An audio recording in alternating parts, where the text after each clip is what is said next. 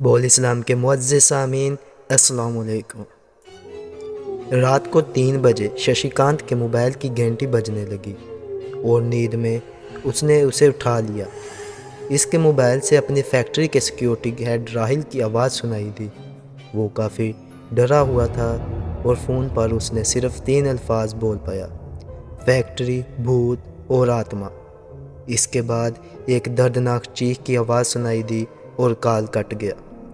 शशिकांत की नींद एकदम से उड़ गई। उसे समझ में नहीं आ रहा था कि अब क्या करे, क्योंकि बचपन ही में उसकी वालदा उसको जन्म देते वक्त इंतकाल कर गई थी। जब वो बड़ा हो गया तो उसके पिताजी ने उसे तालीम हासिल करने के लिए विदेश भेज दिया था और अब पिताजी के मौत के बाद बस एक दिन पहले ही उसने विरासत में मिली फैक्ट्री की जिम्मेदारी संभाली थी।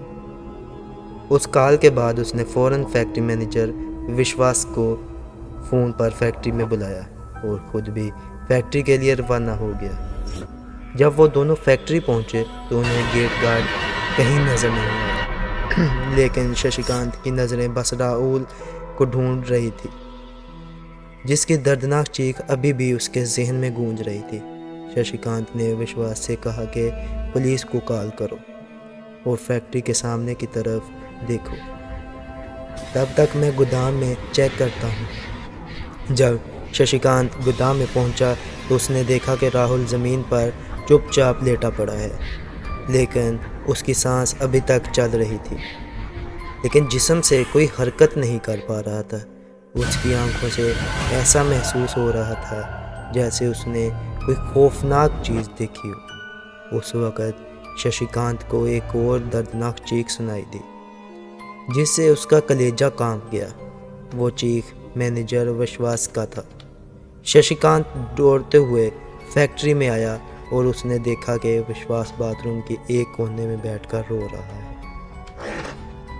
और वो काफ़ी डरा हुआ था और बार बार एक ही बात बोल रहा था, वो वापस आ गई है, वो वापस आ गई है। अब वो किसी को नहीं छोड़ेगी, सब मर जाएंगे। वो अंदर से अपना हौसला खो चुका था, लेकिन तब तक एम्बुलेंस और पुलिस आ चुकी थी। शशिकांत ने आने के बाद पुलिस को अपना बयान दिया और घर के लिए रवाना हो गया, लेकिन जाते वक्त उसे एक बात महसूस हो रही थी कि वो अकेला नहीं है, कोई इसके साथ चल रहा है। जब वो गाड़ी के करीब पहुंचा तभी गाड़ी का एक दरवाज़ा खुला। इसे अच्छी तरह याद था कि इसने गाड़ी के तमाम दरवाजे बंद कर दिए थे। गाड़ी चलाते हुए शशिकांत को एहसास होने लगा कि कार की पिछली सीट पर कोई है। इसी दौरान उसे पुलिस इंस्पेक्टर का फ़ोन आया कि विश्वास की एम्बुलेंस में ही दम घुटने से अचानक मौत हो गई है और राहुल होश में आने के बाद एम्बुलेंस में ही शीशे के टक्कर से अपना गला काट लिया है। इस तरह एक के बाद एक की मौत की खबर सुनकर इसका सर दर्द की वजह से फटने लगा था। किसी तरह शशिकांत घर पहुंच गया, लेकिन ये सब देखकर उसे नींद नहीं आ रही थी। चनाचे उसने लाइब्रेरी में बैठकर किताब पढ़ना शुरू कर दिया था। इसे महसूस हुआ कि इसके आसपास की चीज़ें शायद हरकत कर रही हैं और लाइब्रेरी की खिड़की से इसे एक जानी पहचानी खूबसूरत लड़की की परछाई नज़र आई। उसे देखकर शशिकांत डर गया था। तभी वो लड़की बोली, शशि तुम कैसे हो? शशिकांत ने हिचकिचाते हुए कहा, तुम कौन हो? तुम मेरे पीछे क्यों पड़ी हो? मैंने तुम्हारा क्या बिगाड़ा है? वो लड़की कहने लगी, मैं वही हूँ जिसके साथ तुम्हारी बचपन की कुछ सुनहरी यादें हैं और जिसके साथ तुम स्कूल जाया करते थे। क्या तुम मुझे भूल गए? फिर शशिकांत की ज़ुबान पर इसका नाम आया, स्वाति तुम?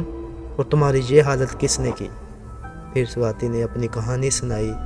उसने कहा, मेरे वालिद आपके वालिद की फैक्ट्री में काम किया करते थे। एक दिन वो फैक्ट्री का सभी हिसाब किताब ख़त्म करने के बाद रात को घर के लिए रवाना हो रहे थे, लेकिन जाने से पहले एक आखिरी बार फैक्ट्री का चक्कर लगाया। जब वो गोडाउन में पहुंचे तो उन्हें वहां कुछ नए बॉक्स नज़र आए। उस बॉक्स पर कंपनी का लेबल नहीं था। उसने उसे खोलकर देखा तो उसमें ड्रग और मनशियात चीज़ें मौजूद थीं। किसी की आवाज़ सुनकर वो वहीं छुप गए। इतने में तुम्हारे पापा और कंपनी के डायरेक्टर वहां आए। उन्हें देखकर मेरे पिताजी को पता चल गया कि कंपनी में ड्रग्स का कारोबार चल रहा है, जिसकी वजह से उन्होंने मिलकर मेरे पिताजी को मार डाला और कंपनी के गोडाउन में दफना दिया।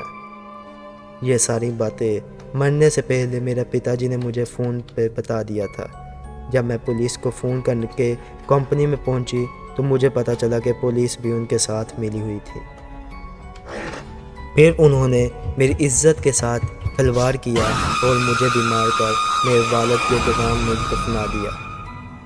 चनाचे आज मैं और मेरे पिताजी मिलकर इन सभी लोगों को मारकर अपना बदला पूरा कर लिया है, लेकिन हमारी आत्मा को अभी भी शांति और मुक्ति नहीं मिल सकती, क्योंकि मेरे 6 साल का छोटा भाई विशाल इस दुनिया में अब कोई नहीं है। वो अनाथ आश्रम में अपना दिन गुजार रहा है।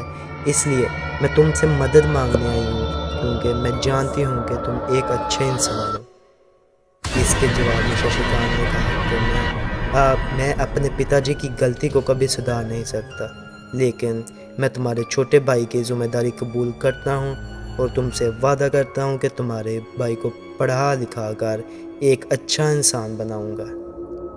इसके बाद स्वाति और इसके पिताजी की आत्मा को मुक्ति मिल गई।